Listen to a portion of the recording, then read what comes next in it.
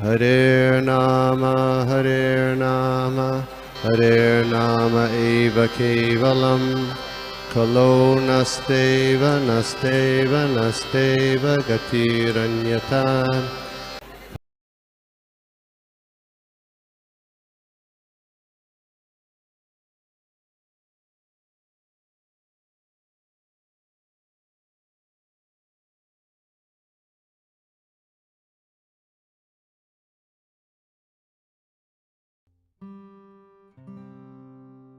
सूत्र मैं शेयर करता हूँ।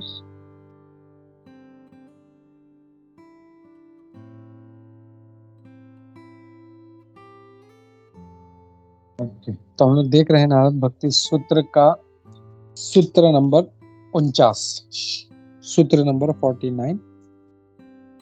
यो वेदान अपि संयस्ति केवलम अविच्छिन्नानुरागम लभते। यो वेदान अपि संयस्ति केवलम अविच्छिन्नानुरागम लभते। इसका अनुवाद देखते हैं। The person who renounces even the Vedas obtains exclusive and uninterrupted attraction for God. यहाँ पे आज नारद मुनि जी इस बात को कह रहे हैं कि कैसे भगवान के प्रति अनइंटरप्टेड जो आसक्ति है या आकर्षण है वो कैसे पैदा कर सकते हैं। तो वो कहते हैं कि the person who renounces even the Vedas, जो वेदों को भी रिनाउंस कर देता है, वो एक्सक्लूसिव सिर्फ भगवान के प्रति वो और अनइंटरप्टेड अट्रैक्शन जो भगवान के प्रति वो प्राप्त कर लेता है। तो यहाँ पे हम लोग देखते हैं तात्पर्य में महाराज क्या कह रहे हैं। By renouncing the Vedas, Narada means renouncing the fruitive sacrifices recommended in the Vedas, Karma Kandiya portions which are for pursuing fruitive results. तो यहाँ पे ये कहा गया है कि वेदों को त्यागना है। इसका मतलब सही मतलब क्या है? वो कहते हैं कि जो फ्रूटिव सैक्रिफाइसेस है, जो कर्म कांडीय सेक्शन, हम लोग जानते हैं कि वेदों में जो मेजर सेक्शन है ऑलमोस्ट 60 to 70% वो कर्म कांड के ऊपर, तो उसको त्यागने के लिए कहा गया है। मतलब ये पूजा करो तो ये फल मिलेगा, ये यज्ञ करो तो ये फल मिलेगा, ये करो तो ये पुण्य मिलेगा। तो जब यहाँ पे कहा गया है वेदों को त्याग करना है, तो उन चीजों को त्याग करने के लिए जो कर्म कांड पोर्शन है उसको त्याग करने के लिए कह रहे हैं। यहाँ पे महाराज ये क्लैरिफाई करते हैं तात्पर्य में। फिर आगे कहते हैं लॉर्ड कृष्णा एडवाइसेस अर्जुना। भगवान कृष्ण अर्जुन को उपदेश देते हैं। क्या कहते हैं? The Vedas deal mainly with the subject of 3 modes of material nature. तो वेदों में जो है सिर्फ ये जो प्रकृति के 3 गुण हैं उनके बारे में ही कहा गया है। तो हे अर्जुन, तुम इसको इसके पार जाओ।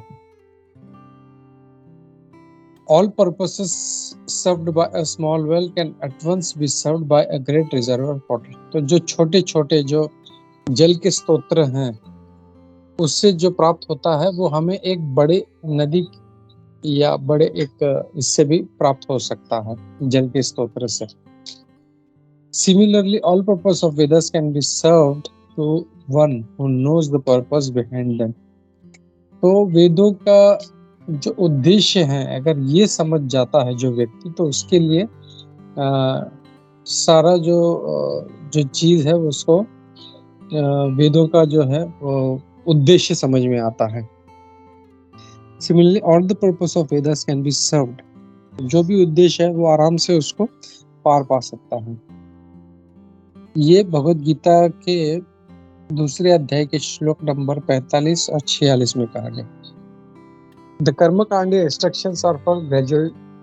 तो ये जो वेदों में कर्म कांडीय जो उपदेश दिए गए हैं, ये जो बहुत ही निकृष्ट प्रवृत्ति के लोग हैं उनके लिए दिया गया। अच्छा ठीक है, तुम नहीं कर सकते हो, कम से कम ये करो, इसको करके तुम ये पुण्य प्राप्त करो, इसको करके तुम ये पुण्य प्राप्त करो, तो उनके लिए कहा गया। और ये धीरे धीरे ग्रेजुअल डेवलपमेंट करके वो भगवान का भक्त बने। भगवान कृष्ण, सारा उद्देश्य यही है कि हम लोगों को ये जानना है कि भगवान कृष्ण ही जो है सारे जो बोलते हैं अल्टीमेट गोल है, सारे जो मेन उद्देश्य है, गोल को क्या बोलेंगे हम लोग, जिस चीज को प्राप्त करना है हमारा साध्य, वो भगवान कृष्ण ही है। भगवत गीता के 15वें अध्याय के 15वें श्लोक में कहते हैं, अगर कोई सिर्फ रिचुअल से अटैच्ड है, आसक्त है, और गोल्स जो साध्य है उससे अटैच नहीं, तो वो आध्यात्मिक स्तर पे नहीं उठ सकता। तो वैसे ही जो वेदांत सूत्र का जो अध्ययन है वो भगवान कृष्ण को समझने के लिए ही है। वेदांत सूत्र में अगर कुछ समझना है तो वो है सिर्फ भगवान कृष्ण, लेकिन लोग जो है वो छोड़कर उसकी बाकी जो चीजें हैं उसमें फंस जाते हैं कभी कभी। तो श्रील प्रभुपाद जी वहां पे लिखते हैं, वेदांत जो है वो वैदिक विजडम का जो है मतलब आखिरी शब्द है, मतलब मेन जो चीज है वो वेदांत का वो भगवान कृष्ण है यही है। And the author and the knower of Vedanta philosophy is lord Krishna. तो इसके रचयिता भी वही हैं भगवान कृष्ण, और इसको जानने वाले भी भगवान कृष्ण हैं। एंड द हाईएस्ट वेदांतिस्ट वो आत्मा है जो भगवान का नाम जप करने में आनंद लेते हैं।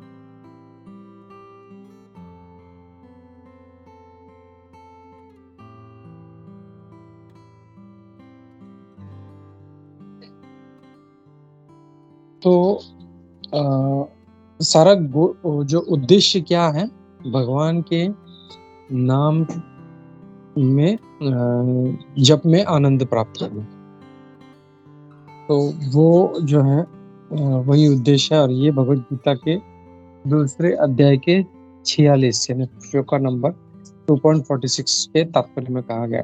श्रील व्यासदेव श्रीमद् भागवतम की शुरुआत करते हैं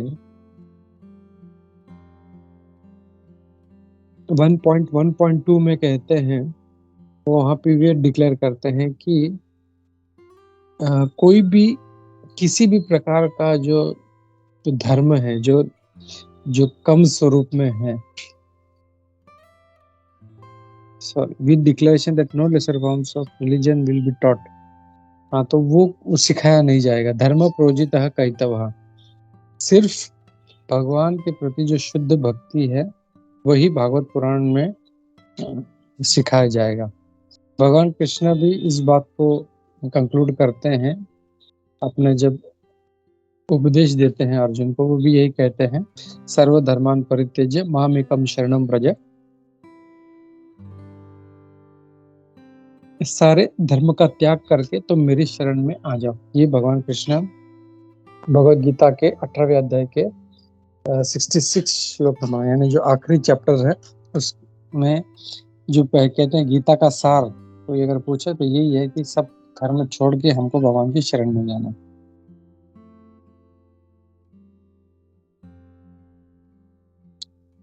ओके, आगे जाने से पहले किसी का कोई क्वेश्चन है, कोई कमेंट है या कोई एडिशनल पॉइंट है तो हम लोग लेते हैं। हरे कृष्ण। समझ आ गया?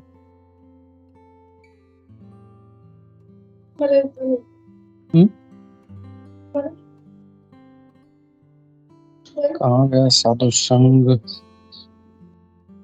ओके,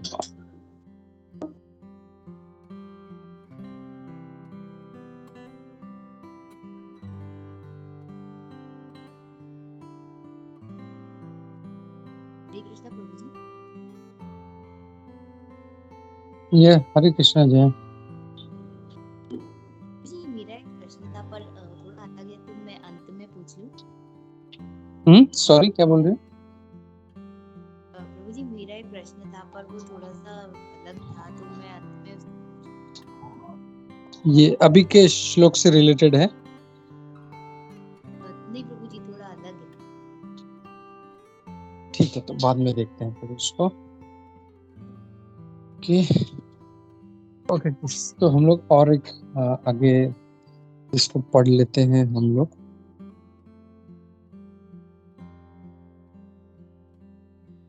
यहाँ पे आगे कह रहे हैं महाराज तात्पर्य में, still although a pure devotee ignores the कर्मकांडीय पोर्शन। तो यहाँ पे ये कह रहे हैं कि यद्यपि जो शुद्ध भक्त है वो कर्मकांड सेक्शन को, वेदों के जो कर्मकांड के सेक्शन को अगर इग्नोर भी करता है, उसको गिव्स अप ऑल फॉर्म्स, सारे धर्मों को त्याग करके वो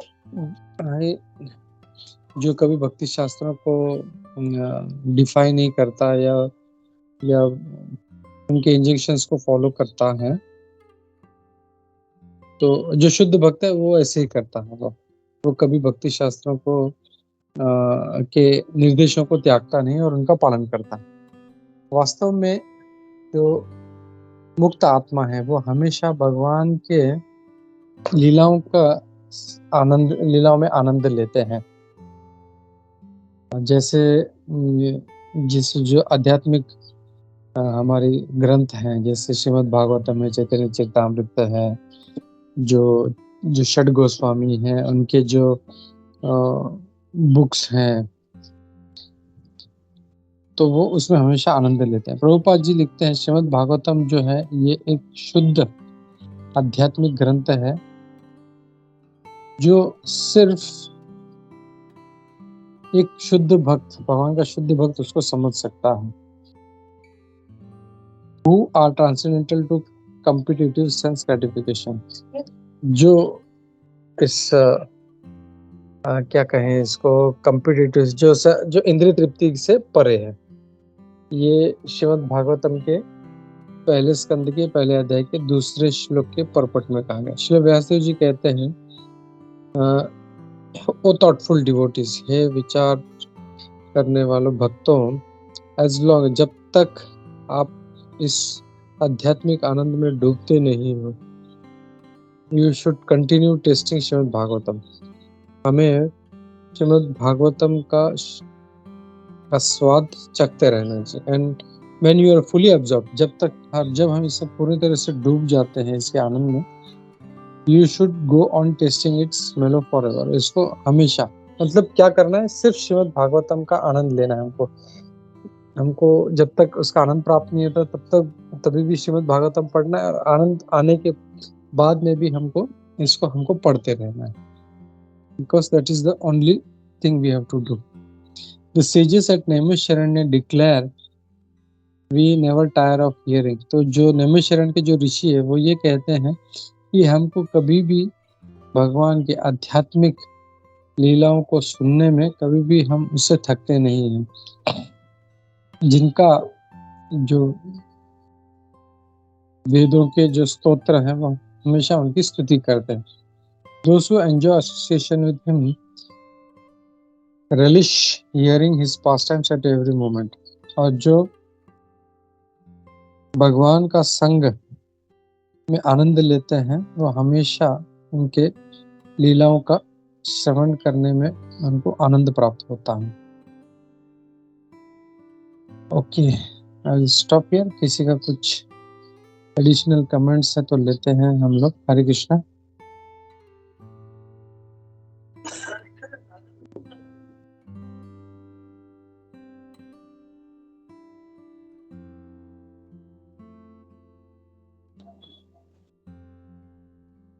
कृष्ण प्रभु जी। ठीक है, ये जय प्रभु जी, अभी कुछ दिन पहले जो इस्कॉन अहमदाबाद की क्लास हुई थी, तो उसमें वो कह रहे थे कि भागवतम जो है सबको पढ़ना चाहिए, जैसे भागवत गीता भी पढ़नी चाहिए और भागवतम को भी पढ़ना चाहिए। तो प्रभु जी, मतलब ऐसे ये जैसे इस क्लास में बताते कि सबको जरूरी है कि ये भी शास्त्र पढ़ा जाए, अमल पुराण है। तो मेरा ये था कि प्रभु जी प्रश्न के, जैसे बहुत पहले जब हम नए नए ज्वाइन हुए थे तो कहते थे कि भगवत गीता पढ़नी चाहिए, और मतलब हम भागवतम अभी हमारे हम क्वालिफाइड नहीं है पढ़ने के लिए, हमें वरिष्ठ भक्तों के साथ पढ़ना चाहिए, उनसे सुनना चाहिए, और हम ऐसा सोचना चाहिए कि नहीं नहीं हम तो अभी गिरे हुए हैं, हम तो क्वालिफाइड भी नहीं है अभी पढ़ने के लिए भागवतम, तो हम कैसे खुद से पढ़ेंगे। लेकिन अभी जो क्लास है उसमें मतलब अहमदाबाद की क्लास में उन्होंने कहा नहीं पढ़ना चाहिए, तो हम इसको कैसे समझे प्रभु जी? हाँ मतलब सही है, जैसे इसमें कहा है कि जो वरिष्ठ भक्त है उनसे सुनना चाहिए। तो जैसे यहाँ पे इतने सारे वरिष्ठ भक्त हैं, वो लोग जैसे हम लोग सुबह का भी जो श्रीमद् भागवतम में क्या करते हैं, इतने सारे सीनियर डिवोटीज हैं, वो लोग अच्छा स्टडी करते हैं, वो लोग अपने गुरु महाराज का लेक्चर सुनते हैं, वो लोग दूसरे वरिष्ठ भक्तों का लेक्चर सुनते हैं और वही दोहराते हैं। तो वी आर जस्ट जो हैं, जो सीनियर लोग भी हैं, वो लोग भी अपने जो सीनियर्स हैं उनकी बातों को दोहराते हैं, तो वो करते हैं हम लोग। और वही जो है सीनियर्स लोग कहते हैं कि हम लोगों को वरिष्ठ भक्तों से सुनना चाहिए, तो दैट फुलफिल्स द क्राइटेरिया। हरे कृष्णा। जी प्रभु जी, तो प्रभु जी वे कह रहे थे कि मतलब जैसे पहले आप जब नए होते हो तो आप भगवत गीता के टाइम पे आप स्कूल में होते हो, आप फिर उसके बाद जब आप भागवतम पे आते हो तो वो है कॉलेज लेवल, और उसके बाद मतलब चैतन्य चरितामृत वो पीएचडी लेवल है। तो हमने तो जब हम यूथ क्लास में थे हम भगवत गीता ही पढ़ते थे, अभी हम भागवतम लेवल पे पहुंचे कि हम वरिष्ठ भक्तों से सुन पा रहे हैं। लेकिन इस्कॉन अहमदाबाद में जो प्रभु जी आ रहे या जिनको ने भी लेक्चर दे रहे थे या जो भी, तो वो लोग कह रहे थे कि घर में भी रखनी चाहिए, और एक बार विश्वाम्बर प्रभु जी भी उन्होंने ग्रुप में लिखा कि रोज पढ़नी चाहिए। और इस्कॉन अहमदाबाद में भी वो कह रहे थे कि जैसे आप भगवत गीता पढ़ते हो तो आपको भागवतम भी पढ़नी चाहिए, घर में होनी चाहिए वो पुस्तक और पढ़नी चाहिए। तो इसको कैसे फिर समझे प्रभु जी? ये जो है ये सिर्फ एनकरेज करने के लिए है कि श्रीमद् भागवतम जो है सबको एनकरेज करने के लिए कि आप भी श्रीमद् भागवतम ले लो, पढ़ो इसको। लेकिन जैसे कोई मेडिकल का किताब है, वो बिना कॉलेज में एडमिशन लिए उसको समझ नहीं सकता, वो कितना भी किताब अपना लेके उसको कितना भी पढ़ाई कर ले, समझ में नहीं आएगा। हमारे आध्यात्मिक ग्रंथ भी ऐसे ही है, भागवतम जाने दो, इवन भगवत गीता भी ऐसे ही। भगवत गीता भी हम लोग अपना पढ़ के हम लोग समझने का प्रयास करेंगे तो नहीं समझेगा हम लोगों को, और इसीलिए हमारे मन में इतने यहाँ 10,000 प्रश्न आते हैं कि ये ऐसा क्यों, वो ऐसा क्यों। लेकिन जब सीनियर्स से हम लोग वरिष्ठ भक्तों से सुनते हैं तो ऑटोमेटिकली सारे डाउट्स हमारे क्लियर हो जाते हैं। तो we should always hear from senior devotees. Hare Krishna.